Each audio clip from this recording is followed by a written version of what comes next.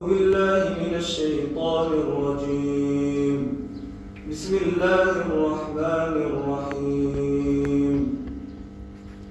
وقال الذي آمن يا قوم اتبعون أهدكم سبيل الرشاد. يا قوم إنما هذه الحياة الدنيا متاع.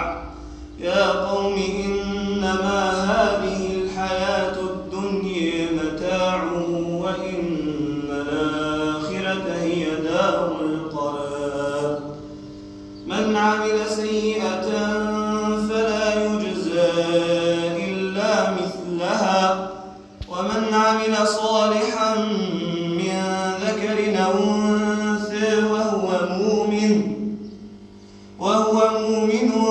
فأولئك